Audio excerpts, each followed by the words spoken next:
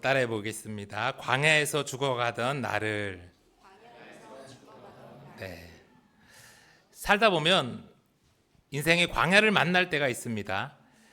저는 들뜬 마음으로 미국에서 큰 소리 치면서 내가 한국에 들어가서 개척하겠다 그랬다가 광야를 만났을 때가 그랬고요.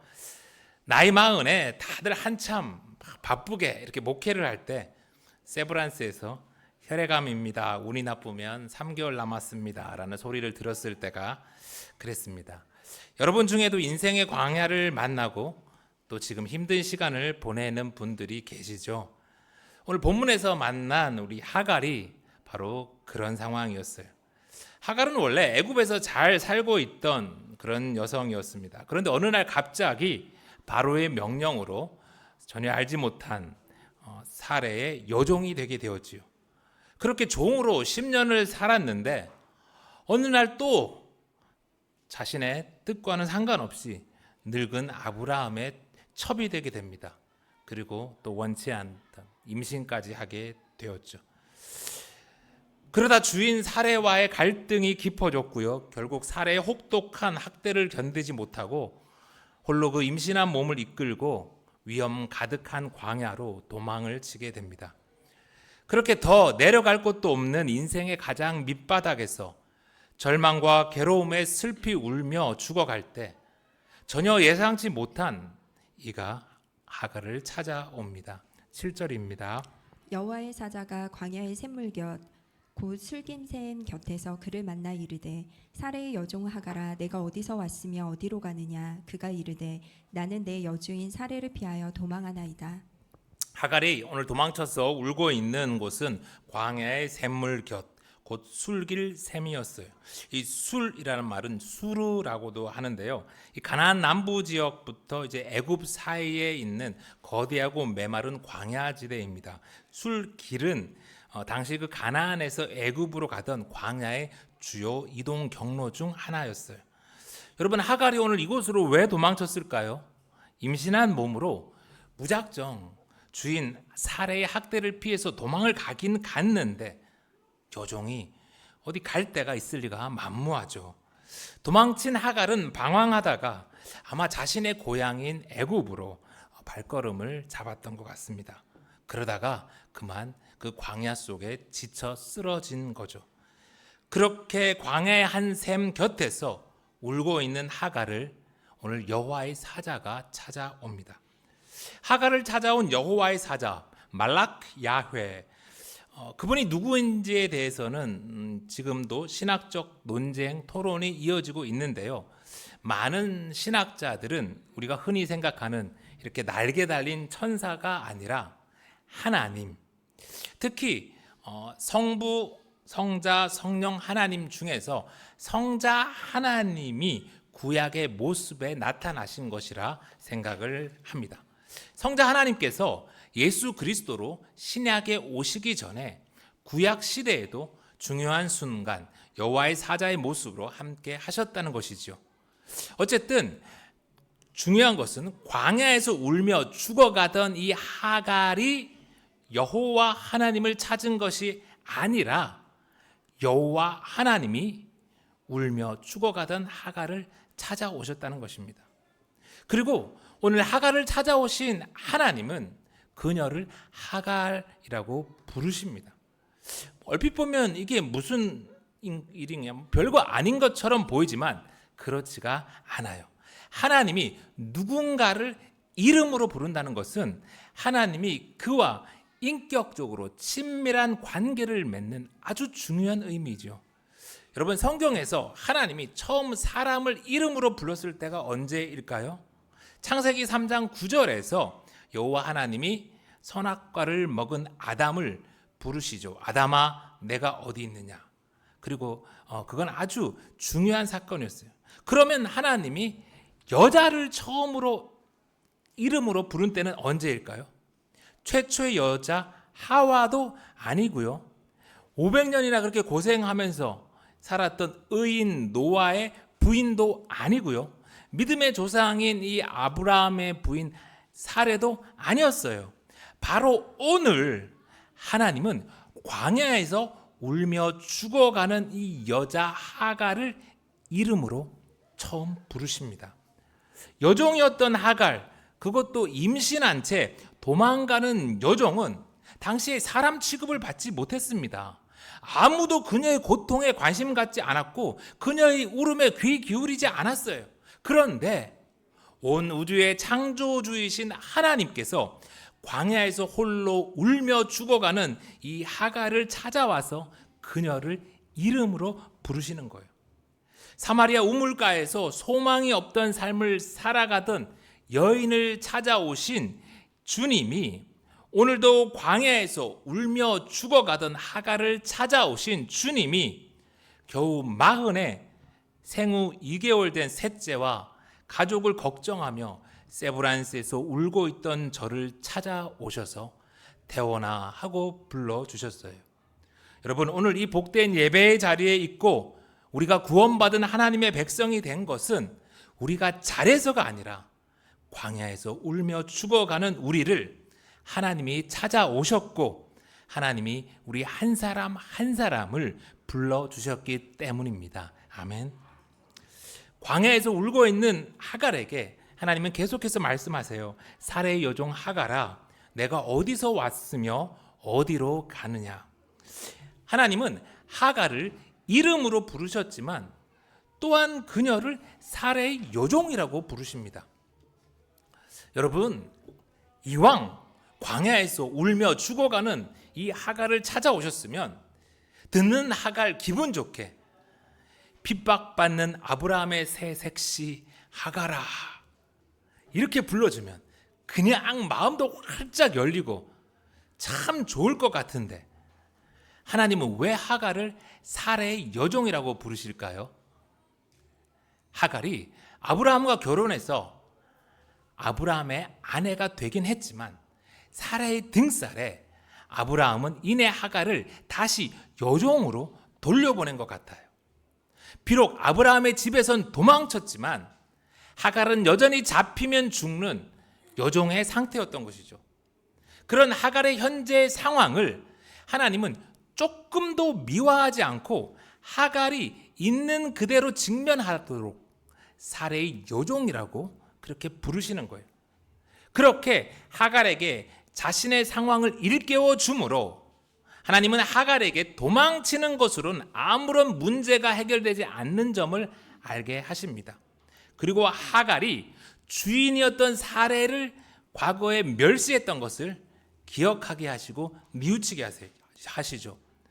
그리고 그녀가 여전히 사레의 여종이라는 사실을 통해서 이젠 사레뿐만 아니라 여종인 하갈 또한 하나님의 계획, 하나님의 섭리 안에 있음을 지금 알게 하시는 거예요. 만약에 제가 큰 교회를 이렇게 담임하고 그런 유명한 목사인데 누가 저를 찾아와서 목사님 이렇게 부르지 않고 어이 종 이러면 아마 제가 그 사실을 이렇게 인정하면서도 별로 기분이 좋지는 않을 거예요. 그런데요, 제가 병실에 누워가지고 아무것도 못하고 언제 죽을지 모르는 그런 처지가 되니까 나의 종 태원아 부르시는 그 주님의 음성이 그렇게 좋은 거예요. 아무도 저를 혈액암에서 구하지 못하고 누구도 제 미래를 책임지지 못하는데 창조주 하나님이 여호와 라파 치유하시는 하나님이 저를 나의 종 태원아라고 불러주시니까 하나님이 나를 고쳐주시고 나를 책임져 주실 것 같은 거예요. 여러분, 하나님이 여러분을 찾아와서 부르실 때 예전에 잘 나갔던 아무개 누구야 라고 불러주실까요? 아닙니다. 광야에서 울고 있는 우리를 찾아오시는 하나님은 하갈처럼 우리를 있는 모습 그대로 부르시죠. 그리고 돈의 노예로, 욕망의 노예로, 성공의 노예로 살다가 그만 죄와 사망이 왕노릇하는 세상에서 이 광야에서 울고 있는 우리의 현실을 그대로 직시하게 하십니다. 그리고 물으시죠. 내가 어디서 왔으며 어디로 가느냐. 그런데 가뜩이나 아픈 것을 더욱 아프게 하는 이 하나님의 송곳 같은 질문에 오늘 하갈은 내 여주인 사례를 피하여 도망하는 중이라고 정직히 대답합니다. 사례의 핍박 때문에 내가 억울하게 피하는 중이라고 변명하지도 않습니다. 지난주 아브라함과 사례처럼 이런저런 핑계대면서 남 탓하지도 않습니다. 자신을 여전히 사례의 여종이라고 부르는 하나님의 말씀을 겸손히 받아들이며 그저 내 여주인인 사례를 피하여 도망가는 중이라고 그렇게 답하죠.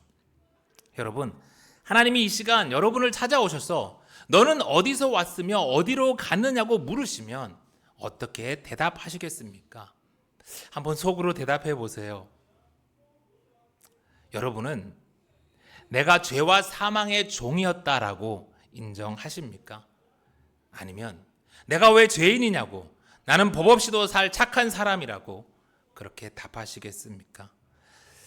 하갈은 어디서 왔느냐는 하나님의 물음에는 답했지만요, 어디로 가느냐라는 물음에는 답하지를 못합니다. 왜요? 어디로 가는지 모르니까. 여러분은 어디서 와서 어디로 가는지 알고 있습니까? 바울은 우리가 어디로 와서 어디로 가는지를 분명하게 알려줍니다. 에베소서 2장 3절. 전에는 우리도 다 그 가운데서 우리 육체의 욕심을 따라 지내며 육체와 마음에 원하는 것을 하여 다른 이들과 같이 본질상 진노의 자녀이었더니. 우리 역시 세상 사람들처럼 욕심을 따라서 육체와 마음이 원하는 것을 하며 살다 멸망당할 진노의 자녀들이었죠. 그런데 그런 우리가 이제는 어디로 갑니까? 이번 주 수요 기도의 말씀에서 나왔는데요. 로마서 5장 21절. 이건 다 같이 한번 읽어볼게요. 시작. 이는 죄가 사망 안에서 왕노릇한 것과 같이 은혜도 또한 의로 말미암아 왕노릇하여 우리 주 예수 그리스도로 말미암아 영생에 이르게 하려 함이라. 진노의 자녀였던 우리가, 죄와 사망 안에서 죽어가던 우리가 이제는 예수 그리스도로 말미암아 어디 영생으로 가는 거예요. 멸망에서 영생으로 나아가는 겁니다. 할렐루야. 어디로 가야 할지 모르는 하갈에게 하나님은 계속해서 말씀하세요. 9절. 여호와의 사자가 그에게 이르되 내 여주인에게로 돌아가서 그 수하에 복종하라. 하나님은 왜 궁지에 몰린 하갈에게 두려운 주인 사라에게 돌아가라고 하실까요? 이유는 단 하나. 그래야 임신한 여종 하갈과 뱃속의 아이가 살 수 있으니까요. 자존심 상하고 분명 너무너무 힘든 일이지만 그 길만이 하갈이 살 수 있는 유일한 길이니까요. 그런데요, 돌아간 그곳에서 하갈이 살려면 하갈은 변해야만 했어요. 그래서 하나님이 말씀하십니다. 내 여주인에게로 돌아가서 그 수하에 복종하라. 얼마 전까지 하갈은 사라를 모욕하던 아브라함의 새 부인이었잖아요. 그런데 이제는 그러면 돼요, 안 돼요? 안 되는 겁니다. 과거의 삶을 완전히 버리고 새로운 삶을 살아야만 하갈도 하갈의 뱃속에 있는 아이도 살 수가 있는 거예요. 하갈은 회개해야만 했어요. 아니, 회개만이 유일한 살 길이었어요. 그리고 그건 우리도 마찬가지예요. 그래서요, 하나님은 때로 우리에게도 가기 싫은 곳으로 가라 하십니다. 하기 싫은 일도 하라 하십니다. 왜요? 그래야만 사니까. 멸망에서 영생으로 나아가길 원하십니까? 그러면 오늘 하갈과 같이 회개해야 합니다. 육체의 정욕과 내 마음대로 살던 그런 과거의 삶을 벗어버리고 말씀에 순종하는 삶, 하나님 나라 백성으로 새로운 삶을 살아야만 해요. 때론 그 길이 마음에 들지 않고, 때론 수치스럽고, 때로는 눈물 흘릴 때가 날 때가 있죠. 그래서 그런 우리를 잘 아시고 예수님은 먼저 십자가에서 죽기까지 복종하는 본을 보이셨어요. 이어서 10절. 여호와의 사자가 또 그에게 이르되 내가 내 씨를 크게 번성하여 그 수가 많아 셀 수 없게 하리라. 대신 우리 좋으신 하나님은 사라에게 돌아갈 하갈에게 엄청난 복을 약속하세요. 내가 순종하면 내가 내 씨를 크게 번성하여서 그 수가 많아 셀 수가 없게 하겠다. 여러분, 오늘 이 하나님의 약속은요, 하나님이 아브라함에게 하신 그 약속과 너무나 비슷합니다. 여러분이 회개하고 순종하면 여러분과 여러분의 자녀가 죽음에서 벗어나 살 수도 있고 나아가 아브라함과 같이 엄청난 복을 받는다면 여러분 변하시겠습니까? 안 변하시겠습니까? 과지욕이라는 말이 있지요. 한 신이 하루는 거리를 지나갈 때 건달 하나가 이렇게 시비를 걸며 심하게 모욕을 했죠. 그때 한 신이 칼로 그 건달을 죽여버렸으면 그날 모욕은 당하지 않았겠지만 한 신은 살인자가 되어서 큰 뜻을 이루지 못했을 겁니다. 그래서 한 신은 그날 그 건달의 가량이 미칠 기어가는 치욕을 감내하죠. 그러나 그렇게 견딤으로 한 신은 훗날 유방을 도와서 한 나라를 세우는 큰 일을 해냅니다. 여러분, 뜻을 위해서 건달의 가량이 사이도 기어갔는데 하나님께서 나와 우리의 자녀들을 살려주시고 또 아브라함과 같은 놀라운 복을 주신다면 우리도 무언가 하고 변해야 되지 않을까요? 하나님이 하갈처럼 우리에게 고난의 자리로 돌아가고 견디라고 하실 때 그 뒤에는요, 우리를 살리고 또 우리에게 복 주시는 하나님의 놀라운 계획이 있다는 것 또한 잊지 맙시다. 계속해서 하나님이 말씀하십니다. 11절. 여호와의 사자가 또 그에게 이르되 내가 임신하였은즉 아들을 낳으리니 그 이름을 이스마엘이라 하라. 이는 여호와께서 내 고통을 들으셨음이니라. 그가 사람 중에 들나귀 같이 되리니 그의 손이 모든 사람을 치겠고 모든 사람의 손이 그를 칠지며 그가 모든 형제와 대항해서 살리라 하니라. 하나님께서는 하갈에게 내 고통을 들으셨다고 말씀해 주시면서 내가 아들을 낳으리니 그 이름을 이스마엘이라 하라 하십니다. 여러분, 하갈이 그 아이를 볼 때마다 그리고 그 아이를 이스마엘이라고 부를 때마다 여호와 하나님께서 내 고통을 들으셨다는 것을 잊지 말라는 것이죠. 이스마엘, 이스마엘. 하갈에게 얼마나 큰 위로가 되는 말씀입니까? 사랑하는 성도 여러분, 하나님은 때로 우리를 고난 가운데 보내시기도 하지만 결코 우리를 고난 가운데 혼자 두고 나몰라라 하지 않으십니다. 하갈의 하나님이 우리의 고통을 들으십니다. 임마누엘의 하나님이 우리가 처한 그 고난의 자리에 함께 하십니다. 그러니 고난 중에 계시다면 우리의 고통에 귀 기울이고 우리와 함께하는 하나님께 부르짖으세요. 예레미야 33장 3절 다 같이 시작. 너는 내게 부르짖으라. 내가 내게 응답하겠고 내가 알지 못하는 크고 은밀한 일을 내게 보이리라. 또 우리 하나님은 이스마엘이 사람 중에 들나귀 같이 되리니 그의 손이 모든 사람을 치고 모든 사람의 손이 그를 치며 그가 모든 형제와 대항해서 살 것이라는 그런 미래를 말씀해 주시죠. 여러분, 이스마엘이 들나귀 같이 된다는 것은 무슨 의미일까요? 하갈의 후예는 오늘 아랍 민족이니까 이스라엘의 후예, 이삭의 후예인 이스라엘은 귀하고 저 하갈의 후예인 아랍은 저 동물 나귀 같다는 뭐 그런 의미일까요? 아닙니다. 전혀 그런 뜻이 아닙니다. 성경에서 들나귀는 사람의 손길을 거부하고 광야를 자유롭게 뛰노는 야생 동물을 뜻하죠. 그러니까 이스마엘이 들나귀 같이 된다는 말은 엄마 하갈은요, 여전히 비록 종이지만 그의 아들만큼은 누구의 지배를 받거나 종살이하지 않고 강인하고 자유롭게 들나귀처럼 그렇게 살아갈 것이라는 약속의 말씀인 거예요. 하갈에게 얼마나 큰 위로와 희망이 되었겠어요. 다만 이스라엘이 이 들나귀처럼 길들여지지 않는 그런 모습으로, 그리고 이스마엘과 그의 후손들은 주변 민족들과 쉽게 융화되지 못하고 끊임없이 부딪히는 성향을 띨 것이라고 말씀을 해 주셨고, 또 실제 역사에서도 지금 그런 관계가 이어지고 있죠.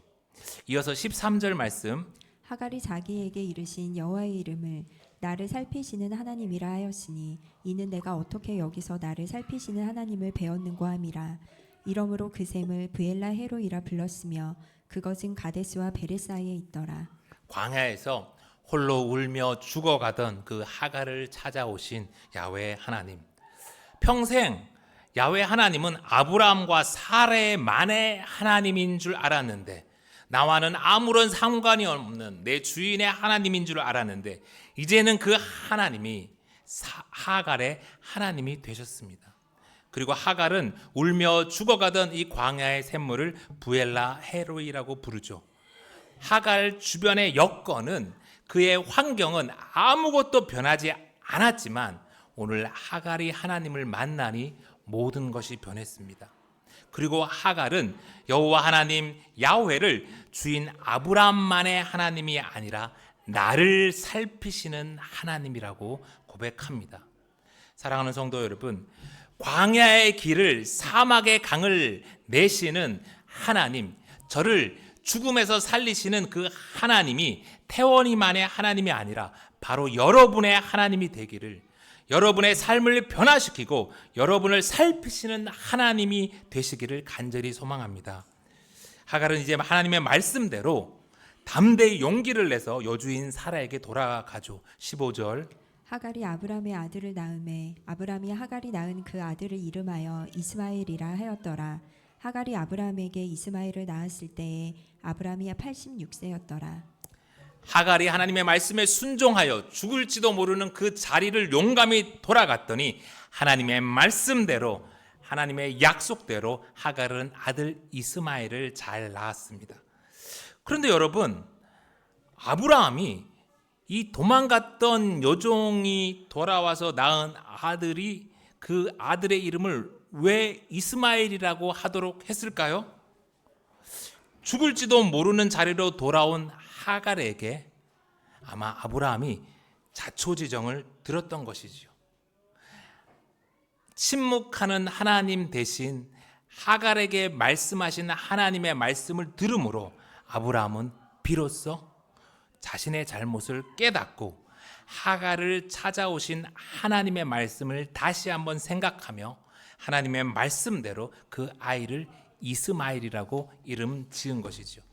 사랑하는 성도 여러분, 이스라엘은 이삭의 후손들이고요, 아랍은 이스마엘의 후손들이지요. 그럼 우리는 누구입니까? 우리는요, 아무것도 아니에요. 혈통으로나 족보로나 우리는 이스라엘에도 못 끼고 이스마엘에도 못 끼는 아무것도 아닌 존재들입니다. 자랑할 것이 하나도 없는 사람들이에요. 그럼에도 그런 우리를, 하갈을 찾아오신 하나님이 찾아오셨습니다. 그리고 한 사람 한 사람을 태어나 아모개야, 그리고 인격적으로 이름으로 다 불러서 우리를 교회되게 하셨어요. 여러분, 오늘 여러분이 서 있는 곳이 어디입니까? 가정의 문제, 경제적인 어려움, 여러 관계적인 갈등 속에서 혹시 하갈처럼 광야에서 울며 고통받고 계십니까? 그렇다면 오늘 말씀을 잊지 마십시오. 하나님이 우리를 찾아오십니다. 하나님이 우리를 이름으로 한 사람 한 사람 부르십니다. 그리고 하나님이 우리와 함께 하시며 우리와 위로하시며 우리에게 살아갈 수 있는 그 길로 돌아가라 말씀하십니다. 우리가 하갈과 같이 주님의 부르심에 응답하고 순종할 때 하나님은 우리도 하갈과 같이 보호하시고 지키시며 또한 아브라함과 같은 놀라운 복을 주실 것입니다. 부엘라 헤로이, 나를 살피시는 살아계신 하나님의 은혜가 오늘 이 자리에서 말씀의 아멘으로 응답하는 우리 모든 분들에게 계속해서 있기를 간절히 소망합니다.